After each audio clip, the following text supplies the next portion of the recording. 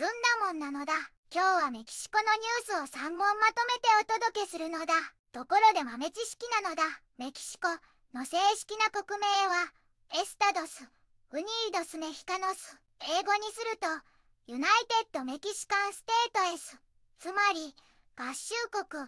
て名前の国なのだ。まず一押し、3つ目のニュースなのだ。寒冷前線がメキシコシティに氷点下の寒さをもたらし、複数の州で雨なのだ。大晦日から元日朝にかけてメキシコシティは気温が0度まで下がる見込みで、トリプル寒波警報が出ているのだ。南部トラルパンクは霜の恐れでオレンジ警報、アルバロ、オブレゴンなどロックは4度から6度予想でイエロー警報なのだ。他の区も8度まで下がる見通しなのだ。原因はメキシコ湾からの寒冷前線25号で、北部から南東部にかけて激しい雨と強風が予想されているのだ。タマウリパスやベラクルスの沿岸では3メートルから5メートルの高波にも注意なのだ。ベラクルス州では強風で高圧鉄塔が倒れて車とバスを直撃。土砂崩れで道路が塞がれて20の町が一時孤立。停電も発生して復旧作業が続いているのだ。メキシコは北アメリカ南部に位置し、首都はメキシコシティなのだ。かつてスペインの植民地で1821年に独立し、現在は連邦共和制の国なのだ。人口は約 1.3 億人で多様な文化が混ざり合っているのだ。主要産業は製造業や石油、観光、農業で、料理や音楽、死者の日など文化が豊かなのだ。最近は米国との貿易や移民問題、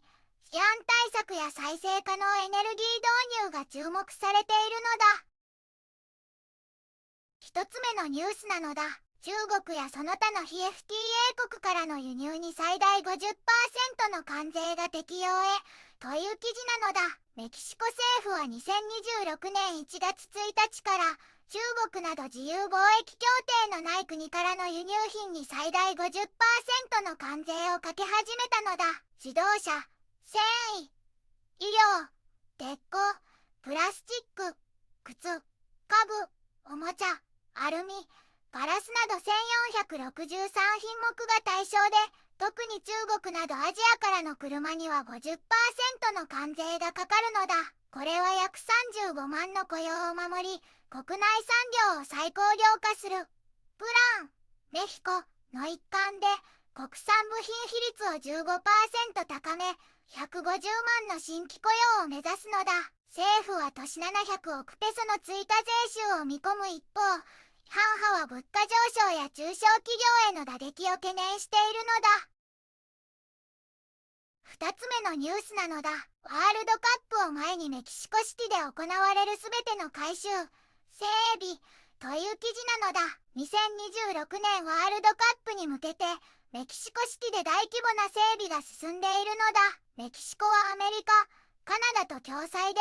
史上初の3回目の開催国となり、6月11日に改装されたエスタディオ、アステカ、新名称エスタディオ、バノルテで開幕戦を行うのだ。大会期間中に約600万人の追加訪問客とメキシコ国内3会場で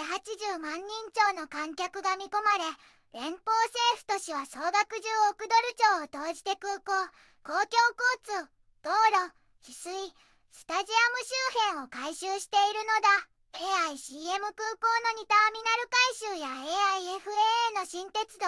250km の幹線道路再舗装、300km 分の自転車インフラ、トロリーバスとライトレールの強化、エスタディオ、アステカ周辺の67件のインフラ事業などが進行中なのだ。また、100カ所の浸透井戸による水の張り治療、計画や1000枚のワールドカップ壁が無料の文化、スポーツイベントも用意し、観光客だけでなく市民にも長期的な利益を残すことを目指しているのだ。3つ目のニュースなのだ。寒冷前線がメキシコシティに氷点下の寒さをもたらし、複数の州で雨という記事なのだ。メキシコシティ政府は大晦日から元日朝にかけて気温が0度まで下がる見込みのため、トリプル寒波警報を出したのだ。特に南部のトラルパンクには霜の恐れでオレンジ警報、アルバロ、オブレボンなどロックには4、6度予想でイエロー警報が出ているのだ。他の区も8度まで下がる見通しなのだ。原因はメキシコ湾からの寒冷前線25号で、北部から南東部にかけて各州で激しい雨と強風が予想され、タマウリパスやベラクルス沿岸では5メートルの高波の恐れがあるのだ。ベラクルス州では強風で高圧鉄塔が倒れ車とバスを直撃し、土砂崩れで道路が塞がれ20の町が一時孤立、停電も発生し、電力当局が復旧作業中なのだ。ずんだもんなのだ。関税で産業を守り、ワールドカップ整備で街が整い、寒波には互いに備える、未来へ一緒に進むなのだ。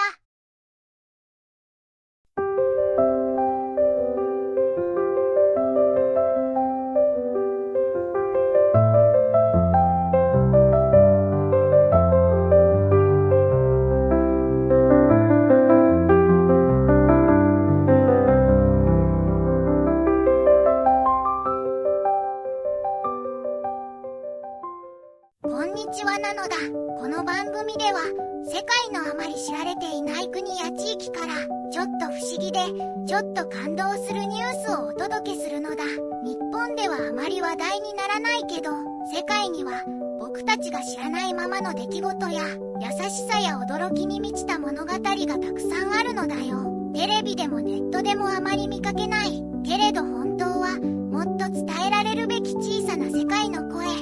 そんな声を僕と一緒に見つけに行くのだ。さあ、一緒に知られざる世界の旅を始めるのだ。